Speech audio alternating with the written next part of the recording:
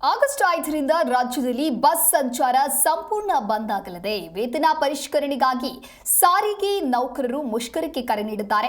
ಸಾರಿಗೆ ನಿಗಮ ಸಂಘಟನೆಯ ಸದಸ್ಯ ಕವಳಿಕಾಯಿ ಈ ರೀತಿಯಾಗಿ ಮಾಹಿತಿಯನ್ನು ಕೊಟ್ಟಿದ್ದಾರೆ. ಒಂದು ಬಸ್ ರಸ್ತೆಗೆ ಇಳಿಯೋದಿಲ್ಲ ಅಂತ ಹೇಳಿ ಸಾರಿಗೆ ಸಂಘಟನೆಗೆ ಮುಂದಾಗಿದ್ದಾರೆ. ಎಸ್ಮಾ ಜಾರಿಯಾದರೂ ಕೂಡ ನಮ್ಮ ಹೋರಾಟ ನಿಲ್ಲೋದಿಲ್ಲ. ಬಾಕಿ ವೇತನ ಪಾವತಿ ಸೇರಿ ವಿವಿಧ ಬೇಡಿಕೆಗಳನ್ನ ಇಟ್ಟು ಪಟ್ಟು ಹಿಡಿದಿದ್ದಾರೆ. ಹಾಗಾಗಿ ವೇತನ ಪರಿಷ್ಕರಣೆಗಾಗಿ ಸಾರಿಗೆ ನೌಕರರು ಪ್ರತಿಭಟನೆಗೆ ಮುಂದಾಗಿರುವಂಥದ್ದು. ರಾಜ್ಯಾದ್ಯಂತ ಆಗಸ್ಟ್ 5ರಿಂದ ಬಸ್ ಸಂಚಾರ ಬಂದ್ ಆಗಲಿದೆ.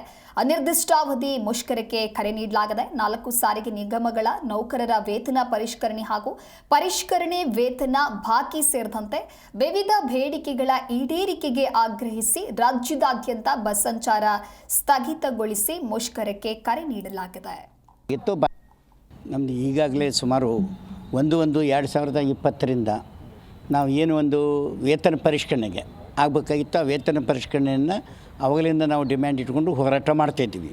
ಆ ಹೋರಾಟ ಮಾಡ್ತಾ ಇರುವಾಗ ಅಲ್ಲಿಂದನೂ ಇಲ್ಲಿವರೆಗೂ ಕೂಡ ಅಂದರೆ ಸುಮಾರು 38 ತಿಂಗಳ ನಂತರ ಅನೇಕರು ಹೋರಾಟ ಮಾಡಿದರೂ ಕೂಡ ಸರ್ಕಾರ ಇದಕ್ಕೆ ಸ್ಪಂದಿಸ್ತಾನೆ ಏನು ನಮ್ಮದು ವೇತನ ಪರಿಷ್ಕರಣೆ ಮಾಡಿರಲಿಲ್ಲ ಸರ್ಕಾರ, ಹಿಂದಿನ ಸರ್ಕಾರ ಕೂಡ.